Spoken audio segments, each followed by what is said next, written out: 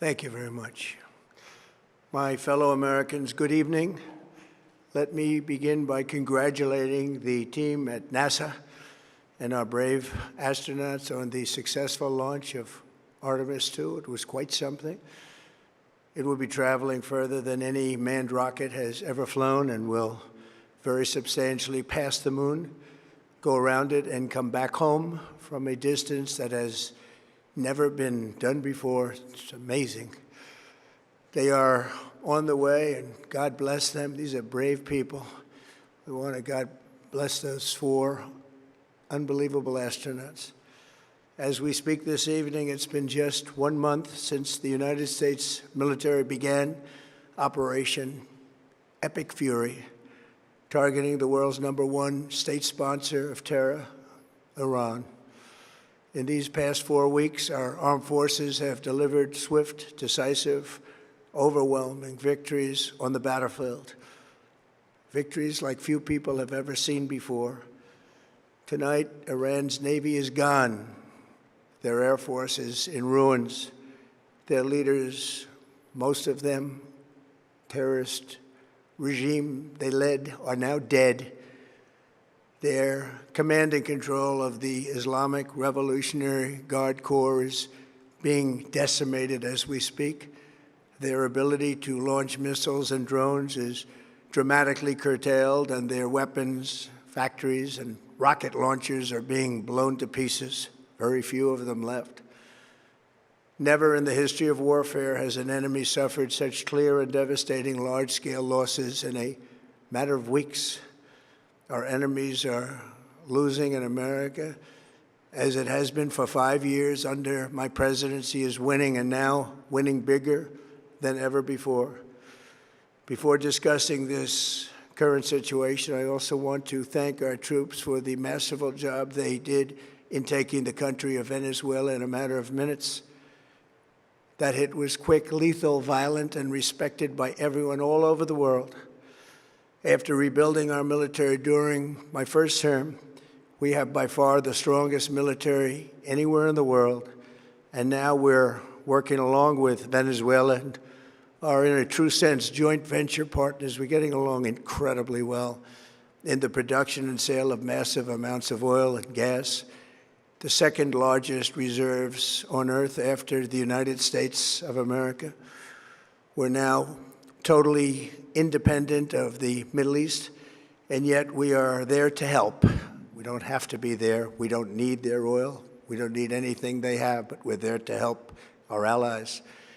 Tonight, I want to provide an update on the tremendous progress our warriors have made in Iran and discuss why Operation Epic Fury is necessary for the safety of America and the security of the free world. From the very first day I announced my campaign for president in 2015, I have vowed that I would never allow Iran to have a nuclear weapon.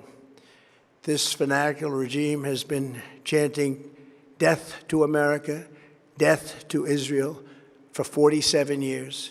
Their proxies were behind the murder of 241 Americans in the Marine barracks bombing in Beirut, the slaughter of hundreds of our service members with roadside bombs. They were involved in the attack on the USS Cole, and they carried out the countless other heinous acts, including the just horrible, bloody atrocities of October 7th in Israel, something that most people have never seen anything like it. This murderous regime also recently killed 45,000 of their own people who were protesting in Iran. 45,000 dead. For these terrorists to have nuclear weapons would be an intolerable threat. The most violent and thuggish regime on earth would be free to carry out their campaigns of terror, coercion, conquest, and mass murder from behind a nuclear shield. I will never let that happen, and neither should any of our past presidents. This situation has been going on for 47 years and should have been handled long before I arrived in office. I did many things during my 2 terms in office to stop the quest for nuclear weapons by Iran. First, And perhaps most importantly, I killed General Qasem Soleimani in my first term. He was an evil genius, brilliant person, a horrible human being, however, the father of the roadside bomb. And he lived just horrible, what he did. Iran would have been perhaps in far better, stronger position. Had he lived, we would have had probably a different conversation tonight. But you know what? We'd still be winning and winning big. And then, very importantly, I terminated Barack Hussein Obama's Iran nuclear deal, a disaster. Obama gave them $1.7 billion in cash, green cash. Took it out of banks from Virginia, D.C., and Maryland, all the cash they had. He flew it by airplanes in an attempt to buy their respect and loyalty, but it didn't work. They laughed at our president and went on with their mission to have a nuclear bomb. His Iran deal would have led to a colossal arsenal of massive nuclear weapons for Iran, and they would have had them years ago, and they would have used them. It would have been a different world. There would have been no Middle East and no Israel right now, in my opinion, the opinion of a lot of great experts, had I not terminated that terrible deal. And I was so honored to do it. I was so proud to do it. It was so bad right from the beginning. Essentially, I did what no other president was willing to do. They made mistakes, and I am correcting them. My first preference was always the path of diplomacy, yet the regime continued their relentless quest for nuclear weapons and rejected every attempt at an agreement. For this reason, in June, I ordered a strike on Iran's key nuclear facilities, an Operation Midnight Hammer. Nobody's ever seen anything like it. Those beautiful B-2 bombers performed magnificently. We totally obliterated those nuclear sites. The regime then sought to rebuild their nuclear program at a totally different location, making clear they had no intention of abandoning their pursuit of nuclear weapons. They were also rapidly building a vast stockpile of conventional ballistic missiles and would soon have had missiles that could reach the American homeland, Europe, and virtually any other place on Earth. Iran's strategy was so obvious. They wanted to produce as many missiles as possible, and they did, with the longest range possible, and they had some weapons that nobody believed they had. We just learned that out. We took them out. We took them all out so that no one would really dare stop them. And their race for a nuclear bomb, a nuclear weapon like nobody's ever seen before. They were right at the doorstep. For years, everyone has said that Iran cannot have nuclear weapons. But in the end, those are just words if you're not willing to take action when the time comes. As I stated in my announcement of Operation Epic Fury, our objectives are very simple and clear. We are systematically dismantling the regime's ability to threaten America or project power outside of their borders. That means eliminating Iran's Navy, which is now absolutely destroyed, hurting their Air Force and their missile program at levels never seen before, and annihilating their defense industrial base. We've done all of it. Their Navy is gone. Their Air Force is gone. Their missiles are just about used up or beaten. Taken together, these actions will cripple Iran military, crush their ability to support terrorist proxies, and deny them the ability to build a nuclear bomb. Our armed forces have been extraordinary. There's never been anything like it militarily. Everyone is talking about it, and tonight I'm pleased to say that these core strategic objectives are nearing completion. As we celebrate this progress, we think especially of the 13 American warriors who have laid down their lives in this fight to prevent our children from ever having to face a nuclear Iran. Twice this past month, I've traveled to Dover Air Force Base, and it's been something. I wanted to be with those heroes as they return to American soil, and I was with them and their families, their parents, their wives, their husbands. We salute them, and now we must honor them by completing the mission for which they gave their lives. And every single one of the people, their loved ones said, "Please, sir, please finish the job, every one of them.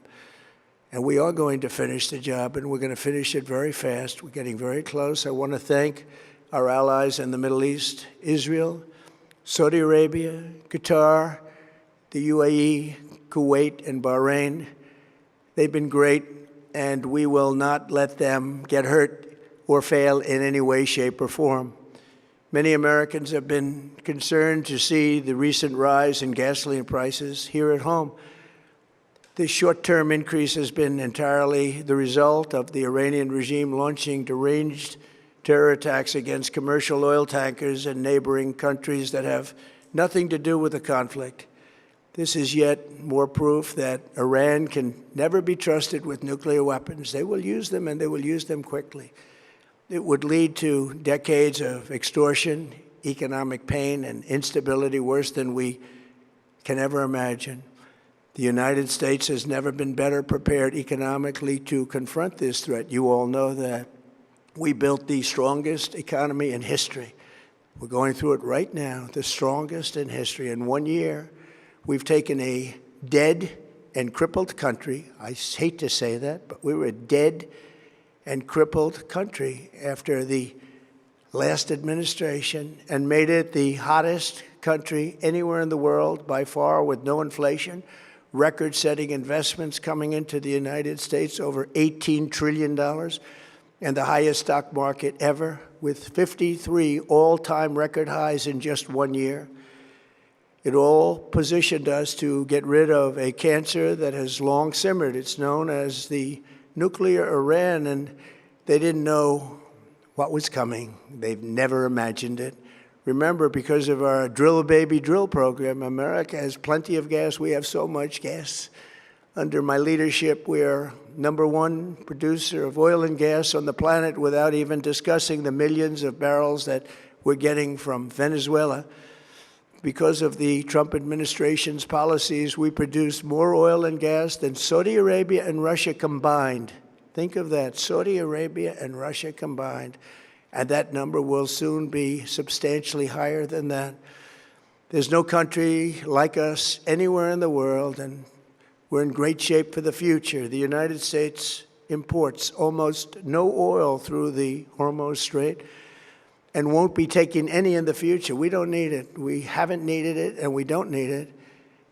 We've beaten and completely decimated Iran. They are decimated, both militarily and economically and in every other way. And the countries of the world that do receive oil through the Hormuz Strait must take care of that passage. They must cherish it. They must grab it and cherish it. They can do it easily. We will be helpful, but they should take the lead in protecting the oil that they so desperately depend on.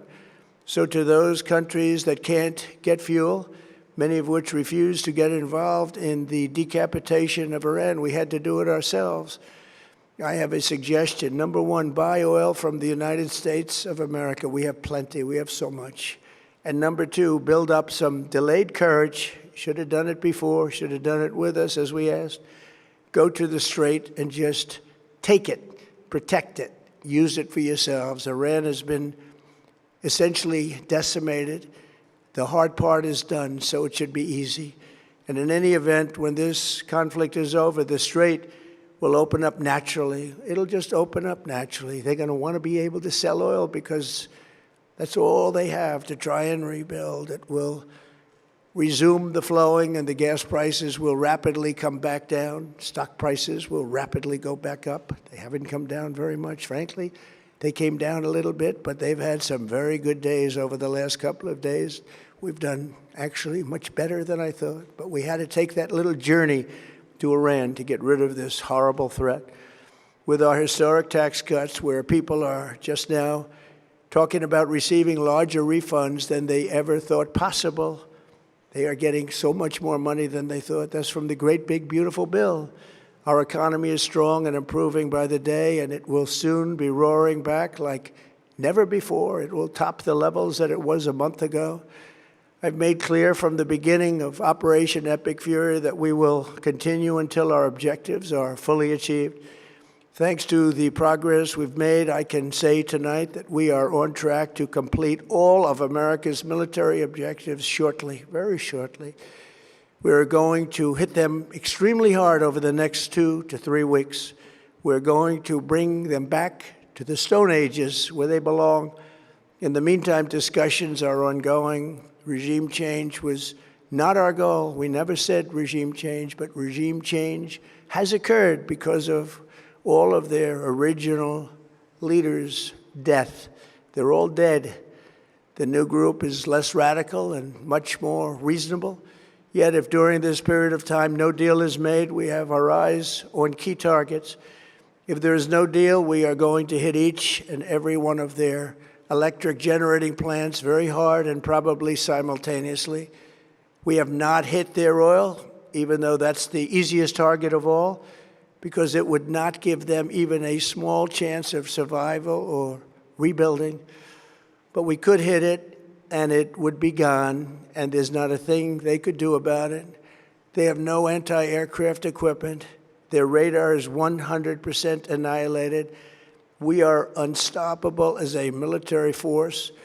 The nuclear sites that we obliterated with the B-2 bombers have been hit so hard that it would take months to get near the nuclear dust, and we have it under intense satellite surveillance and control.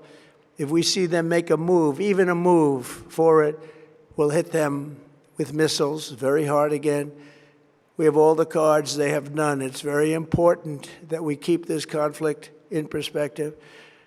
American involvement in World War I lasted 1 year, 7 months, and 5 days. World War II lasted for 3 years, 8 months, and 25 days. The Korean War lasted for 3 years, 1 month, and 2 days.